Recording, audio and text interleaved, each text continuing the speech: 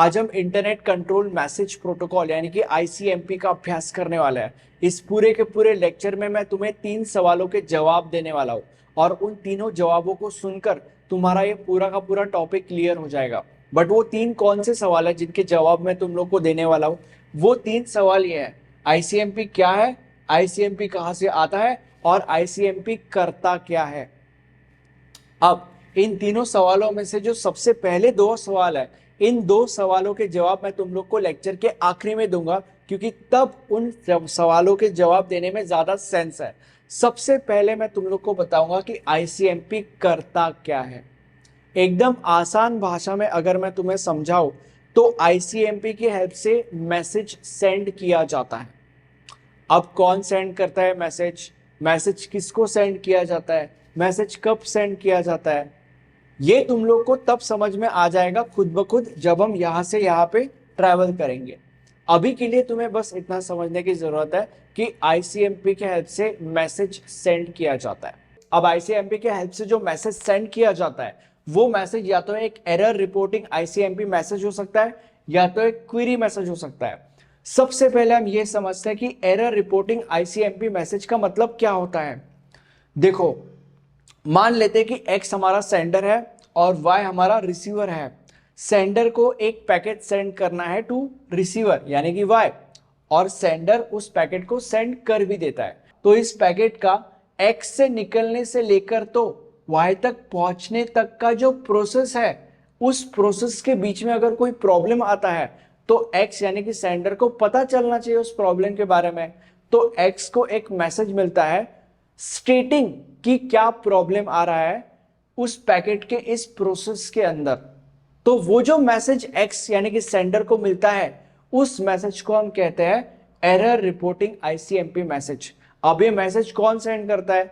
ये मैसेज या तो राउटर सेंड कर सकता है या तो रिसीवर सेंड कर सकता है। That weird stuff. ठीक है, now when it comes to error reporting ICMP message, there are different types of error reporting ICMP messages। एक एक करके हम इन टाइप्स को समझते हैं। 5 टाइप्स है। सबसे पहला type is destination unreachable. Now when it comes to destination unreachable message, सबसे पहले हम ये समझते हैं कि ये मैसेज है क्या। Let's say for example x sender है और वाई रिसीवर है। सेंडर को एक पैकेट सेंड करना है टू द रिसीवर और सेंडर वो पैकेट सेंड कर भी देता है, बट फॉर XYZ रीजन वो पैकेट रिसीवर तक यानी कि Y तक पहुंच नहीं पाता। तो X को पता तो चलना चाहिए कि जो पैकेट उसने सेंड किया है वो Y तक नहीं पहुंचा। तो सेंडर को यानी कि X को एक मैसेज जाता है जिससे उसको ये पता चलता है कि जो पैकेट उसने सेंड किया है वो रिसीवर तक नहीं पहुंच पाया है, प्लस उस मैसेज के अंदर रीजन भी होता है कि क्यों वो पैकेट Y तक यानी कि रिसीवर तक नहीं पहुंचा। तो वो जो मैसेज है उस मैसेज को हम कहते हैं डेस्टिनेशन अनरीचेबल मैसेज। अब मैंने तुम लोग को क्या बोला? मैंने तुम लोग को ये बोला कि जो ये डेस्टिनेशन अनरीचेबल मैसेज है जो X को मिलता है, इस मैसेज के अंदर क्या होता है? ये मैसेज सबसे पहले X को ये बताता है कि जो पैकेट तुमने सेंड किया था तो रिसीवर, वो पैकेट रिसीवर तक नहीं पहुंचा है। And at the same time वो मैसेज X को यानी कि सेंडर को रीजंस भी देता है कि क्यों वो पैकेट रिसीवर तक यानी कि Y तक नहीं पहुंचा। अब कौन से रीजंस हो सकते हैं उस पैकेट के रिसीवर तक यानी कि Y तक ना पहुंचने के? वैसे तो बहुत सारे रीजंस हो सकते हैं, बट उनमें से कुछ इंपॉर्टेंट रीजंस मैंने यहां पे लिख के रखे हैं। अब ये रीजंस कौन से हैं और इन रीजंस का मतलब क्या है वो देखते हैं। अब सबसे पहला रीजन है सिस्टम फेलियर, मतलब पैकेट जिस सिस्टम पे पहुंचना है वो सिस्टम में फेल हो गया था और इसीलिए पैकेट पहुंच नहीं पाया। दूसरा रीजन है डेस्टिनेशन आईपी रॉन्ग। इसका मतलब जिस सिस्टम पे पैकेट पहुंचना है उस सिस्टम का आईपी ही रॉन्ग है और इसीलिए पैकेट पहुंच नहीं पाया। And third reason is network failure of receiver, मतलब अगेन जिस सिस्टम पे पैकेट पहुंचना है उस सिस्टम का नेटवर्क ही फेल हो चुका था और इसीलिए पैकेट पहुंच नहीं पाया। तो बेसिकली ये कुछ मेन रीजंस है of packet not reaching to the receiver. अब थोड़े समय पहले मैंने तुम लोग को क्या बोला था? थोड़े समय पहले मैंने तुम लोग को ये बोला था कि there are 5 types of error reporting ICMP message. उनमें से जो सबसे पहला टाइप है वो हमने देख लिया था, विच इज डेस्टिनेशन अनरीचेबल। अब हम दूसरे टाइप के एरर रिपोर्टिंग आईसीएमपी मैसेज के ऊपर जंप करते हैं, विच इज सोर्स क्वेंच। मेरे लाइट की वजह से शायद से तुम लोग को ये दिख नहीं रहा होगा, इसलिए मैं यहाँ पे शैडो डाल रहा हूं। तो दूसरे टाइप का एरर रिपोर्टिंग आईसीएमपी मैसेज है सोर्स क्वेंच। अब ये क्या है? सोर्स क्वेंच मैसेज सेंडर को तब मिलता है जब सेंडर जो पैकेट्स सेंड कर रहा है उन पैकेट्स में से कुछ पैकेट्स डिस्कार्ड हो रहा है। अब ऐसा क्यों होता है? मान लेते हैं कि एक्स सेंडर है और वाई रिसीवर है। सेंडर जो है वो बहुत स्पीड से डेटा सेंड कर रहा है, वो बहुत स्पीड से पैकेट सेंड कर रहा है, मान लेते हैं डेटा सेंड कर रहा है, इसको हम कंसिडर करके आगे चलते हैं for the ease of communication. तो मान लेते हैं कि एक्स जो है वो बहुत स्पीड से डेटा सेंड कर रहा है, बट उतनी स्पीड से वाई यानी कि रिसीवर उस डेटा को रिसीव नहीं कर पा रहा है, और उस चक्कर में कुछ पैकेट्स बीच में ही लॉस्ट हो जा रहे हैं या कुछ पैकेट्स बीच में ही डिस्कार्ड हो जा रहे हैं। जब ऐसा होता है तब एक्स को यानी कि सेंडर को एक मैसेज मिलता है जिसका नाम है सोर्स क्वेंच मैसेज, जो कि एक टाइप का एरर रिपोर्टिंग आईसीएमपी मैसेज है। अब सोर्स क्वेंच मैसेज एक्स को क्या बताता है? वो एक्स को ये बताता है कि भाई जितने स्पीड से तू पैकेट्स या डेटा सेंड कर रहा है उतने स्पीड से, क्योंकि वाई उन पैकेट्स को या उस डेटा को रिसीव नहीं कर पा रहा है, इसीलिए बीच में ही कुछ पैकेट्स डिस्कार्ड हुए जा रहे हैं, और इसलिए मैं ये चाहता हूं कि तू अपने डेटा या पैकेट्स को सेंड करने की जो स्पीड है उस स्पीड को कम कर दे मेरे भाई। ठीक है, तो सोर्स क्वेंच मैसेज ये है। अब जो तीसरे टाइप का एरर रिपोर्टिंग आईसीएमपी मैसेज है वो है टाइम एक्सीडेड। इसका मतलब क्या है? मान लेते हैं कि एक्स सेंडर है और वाई रिसीवर है। सेंडर को एक पैकेट सेंड करना है टू द रिसीवर और सेंडर उस पैकेट को सेंड कर भी देता है। जब सेंडर किसी पैकेट को सेंड करता है उस पैकेट के ऊपर एक time to live field value होती है।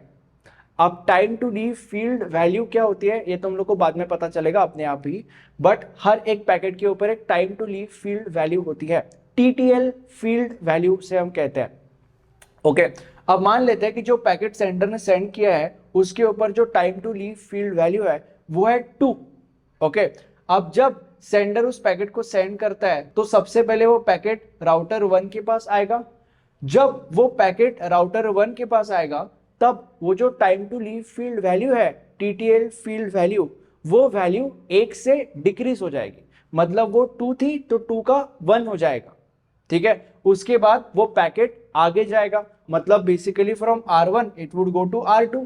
जब वो पैकेट R1 से R2 जाएगा तो वो जो TTL फील्ड वैल्यू है वो और 1 से डिक्रीज हो जाएगा, मतलब अब जो 1 था वो 0 हो जाएगा। अब जब वो TTL फील्ड वैल्यू 0 हो जाएगा तब ये जो राउटर 2 है वो उस पैकेट को डिस्कार्ड कर देगा, क्योंकि वो TTL फील्ड वैल्यू 0 हो चुका है। और जब राउटर 2 उस पैकेट को डिस्कार्ड कर देगा तब राउटर 2 एक्स यानी कि सेंडर को एक टाइम एक्सीडेड मैसेज भी सेंड कर देगा। ठीक है, अब और एक ऐसी सिचुएशन है जब सेंडर को टाइम एक्सीडेड मैसेज मिलता है, उस सिचुएशन के बारे में हम समझते हैं। ये by the way situation number 1 थी जो मैंने अभी तक आपको बताई। अब मैं तुम लोग को सिचुएशन नंबर 2 बताता हूं, जिसके अंदर भी मतलब ये भी एक सिचुएशन है जिसके अंदर सेंडर को टाइम एक्सीडेड मैसेज मिल सकता है। Now talking about situation number 2, let's say for example जो पैकेट सेंडर सेंड करता है वो पैकेट बहुत ही ज्यादा बड़ा पैकेट है, और क्योंकि ये पैकेट बहुत ही ज्यादा बड़ा पैकेट है इसलिए पैकेट छोटे छोटे पार्ट्स में डिवाइड होता है, और इन पार्ट्स को हम कहते हैं फ्रैगमेंट्स। मतलब the packet is divided into fragments. अब लेट्स से फॉर एग्जांपल एक कंपोनेंट को हम कंसीडर करते हैं, मान लेते हैं राउटर 2। राउटर 2 इन फ्रैगमेंट्स को सेंड करता है टू द रिसीवर। अब जब राउटर 2 इन फ्रैगमेंट्स को सेंड कर रहा होता है टू द रिसीवर तब राउटर 2 एक टाइमर सेट करता है, और इस सेट टाइमर के अंदर ही वो सारे के सारे फ्रैगमेंट्स रिसीवर तक पहुंचने चाहिए।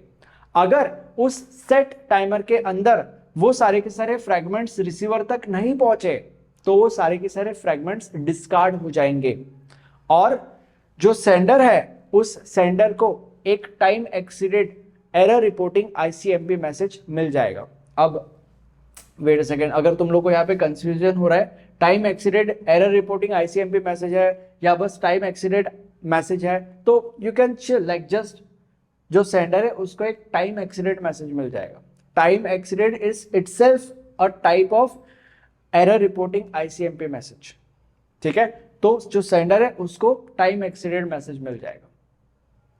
ठीक है, तो ये कहानी है। अब हम हमारे fourth type of error reporting ICMP message के ऊपर जंप करते हैं, which is parameter problem. Now when it comes to parameter problem, मान लेते हैं कि सेंडर एक पैकेट सेंड करता है। अब यहाँ पे तुम्हें ये समझने की जरूरत है कि जब भी सेंडर कोई पैकेट सेंड करता है तो हर एक पैकेट के ऊपर एक हेडर होता है। अब अगर उस हेडर में कोई एम्बिग्विटी है, मतलब आसान भाषा में अगर मैं तुम लोग को बोलूं तो अगर उस हेडर के अंदर कोई प्रॉब्लम है तो उस केस में सबसे पहले वो जो पैकेट है वो पैकेट डिस्कार्ड होगा और जो सेंडर है उसको एक पैरामीटर प्रॉब्लम मैसेज मिलेगा। ठीक है, तो पैरामीटर प्रॉब्लम मैसेज ये होता है। अब लास्ट टाइप का एरर रिपोर्टिंग आईसीएमपी मैसेज है रीडायरेक्शन।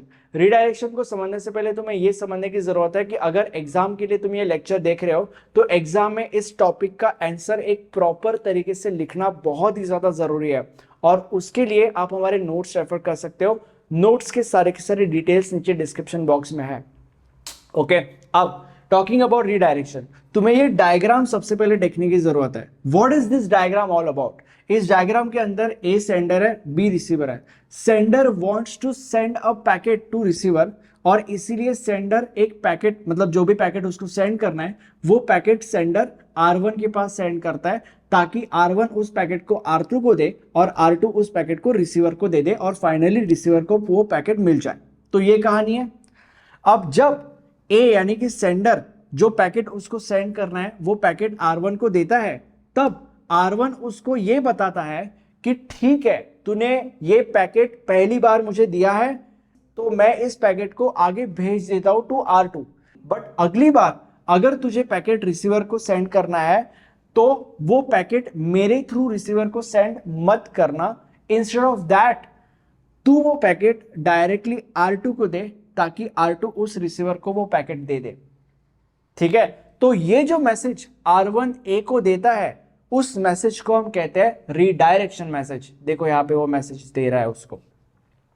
अब तुम्हें यह समझने की जरूरत है कि मैसेज मिलने के बाद भी अगली बार अगर A को अगर कोई पैकेट सेंड करना है और A वो पैकेट R1 को ही देता है तो उस केस में R1 क्या करेगा? उस केस में R1 उस पैकेट को डिस्कार्ड कर देगा। और एक सवाल होगा तुम्हारा कि R1 A को क्यों ये कह रहा है, R1 A को ऐसा रिडायरेक्शन मैसेज क्यों दे रहा है? R1 क्यों ये चाहता है कि A उस पैकेट को उसको ना दे और डायरेक्टली R2 को दे? ऐसा इसीलिए क्योंकि अगर A पैकेट को R1 को देगा, फिर R1 R2 को देगा और R2 फिर रिसीवर को देगा वो पैकेट, तो ये लंबा रास्ता हो गया। बट अगर डायरेक्टली A जो है वो R2 को पैकेट देगा और R2 फिर रिसीवर को देगा, तो ये शॉर्टेस्ट पाथ है। तो इसलिए R1 ये चाहता है कि A instead of sending that packet to R1 और फिर R1 उसको R2 को दे और R2 B को दे, instead of all that bullshit, वो ये चाहता है कि A डायरेक्टली पैकेट R2 को दे और R2 B को दे। Shortest path basically. ठीक है, तो रीडायरेक्शन मैसेज या रीडायरेक्शन ये होता है। अब अभी तक क्या हुआ है इस लेक्चर में वो मैं तुम लोग को बता देता हूं। सबसे पहले दो टाइप के आईसीएमपी मैसेजेस थे। First was error reporting ICMP message, उसके अंदर 5 टाइप्स है, पांचों के पांचों टाइप्स हमने देख लिए हैं। अब दूसरे टाइप का आईसीएमपी मैसेज है क्वेरी मैसेज। अब हम क्वेरी मैसेज को देखते हैं जिसके अंदर 2 टाइप्स है। ओके, सबसे पहले हम ये समझते हैं कि क्वेरी मैसेज क्या होता है। क्वेरी मैसेज का इस्तेमाल नेटवर्क कनेक्टिविटी एंड रिलायबिलिटी को चेक करने के लिए किया जाता है। अब there are 2 types of query messages. First is echo request and reply query message and second is timestamp request and reply query message. Yeah, you can just call it echo request and reply message and second is timestamp request and reply message. That weird stuff. सबसे पहला type है echo request and reply message. अब इसका मतलब क्या होता है? echo request and reply इस मैसेज का इस्तेमाल सेंडर ये चेक करने के लिए करता है कि जो रिसीवर है वो रिसीवर अलाइव है या नहीं। अब ये होता कैसे है? देखो, जो सेंडर है वो सबसे पहले echo request मैसेज सेंड करता है टू द रिसीवर। अगर रिसीवर अलाइव है तो उसको ये echo request मैसेज मिलेगा। जब रिसीवर को ये एको रिक्वेस्ट मैसेज मिलता है तो वो रिसीवर सेंडर को एक मैसेज वापस सेंड करता है और इस मैसेज का नाम होता है एको रिप्लाई मैसेज। जब रिसीवर एको रिप्लाई मैसेज सेंडर को सेंड करता है और सेंडर को वो एको रिप्लाई मैसेज मिल जाता है तो सेंडर को ये पता चल जाता है कि जो रिसीवर है वो रिसीवर अलाइव है। ठीक है, तो basically echo request and reply message ये होता है। अब दूसरे टाइप का जो क्वेरी मैसेज है that is time stamp request and reply message. ये क्या है ये समझते हैं। Now when it comes to time stamp request and reply message, इसका आर्किटेक्चर और एको रिक्वेस्ट एंड रिप्लाई का आर्किटेक्चर, दोनों का आर्किटेक्चर काफी सेम ही है। और मैं किस चीज की बात कर रहा हूं, जब हम time stamp request and reply की बात करते हैं तो जो सेंडर है वो सबसे पहले एक time stamp request message receiver को सेंड करता है। जब रिसीवर को ये टाइम स्टैम्प रिक्वेस्ट मैसेज मिलता है तो रिसीवर एक time stamp reply message sender को सेंड करता है और फिर क्या होता है, और फिर सेंडर को टाइम स्टैम्प रिप्लाई मैसेज मिल जाता है। Simple as that. अब सवाल यह है कि सेंडर ने time stamp request message at the first place send किया ही क्यों? उस मैसेज को सेंड करने के पीछे उसका एजेंडा क्या था? उसका एजेंडा ये था कि जब sender time stamp request message receiver को सेंड करता है और फिर ये मैसेज मिलने के बाद receiver time stamp reply message sender को वापस सेंड करता है, इससे सेंडर को ये पता चलता है कि फ्यूचर में जब कोई पैकेट उसको सेंड करना रहा रिसीवर को तो उस पैकेट को रिसीवर तक पहुंचने के लिए कितना टाइम लगेगा। ये सारे नौटंकी के पीछे ये रीजन होता है। क्या रीजन होता है? इससे सेंडर को ये पता चलता है कि फ्यूचर में अगर उसने कोई पैकेट सेंड किया तो द रिसीवर, तो उस पैकेट को रिसीवर तक पहुंचने के लिए कितना टाइम लगेगा। इसके वजह से sender time stamp request message send करता है और वो मैसेज जब रिसीवर को मिल जाता है receiver time stamp reply message वापस सेंडर को भेजता है। That weird stuff. ठीक है, अब आईसीएमपी की जो पूरी की पूरी ड्रामेबाजी है वो ऑलमोस्ट खत्म हो चुकी है। बस दो छोटी चीजें बची है।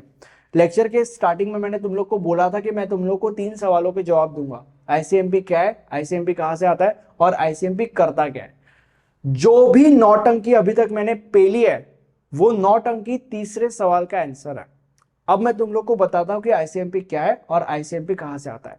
अब तुम लोग को ओएसआई मॉडल तो पता होगा। ओएसआई मॉडल के अंदर 7 लेयर्स थे, राइट। ओएसआई मॉडल से पहले there was something called as TCP IP protocol stack.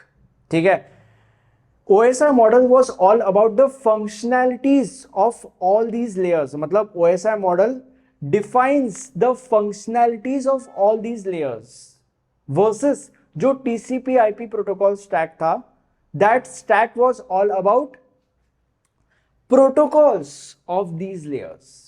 ठीक है, अब दोनों में एक लेयर था जिसका नाम था नेटवर्क लेयर। तो when it comes to TCP/IP protocol stack, उसके अंदर जो नेटवर्क लेयर था उसके अंदर कुछ प्रोटोकॉल्स है। तो उन प्रोटोकॉल्स में से एक प्रोटोकॉल है ICMP, internet control message protocol. ठीक है, तो आईसीएमपी जो है वो यहां से आता है। आईसीएमपी कहां से आता है? आईसीएमपी यहां से आता है।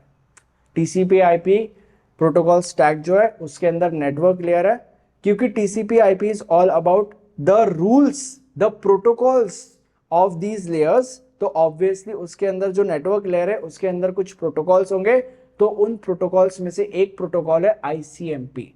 तो आईसीएमपी यहां से आता है। और आईसीएमपी क्या है? आईसीएमपी एक प्रोटोकॉल है। What do you mean by protocol? Protocol मतलब सेट ऑफ रूल्स मेरे भाई। ICMP is a set of rules. Thank you so much.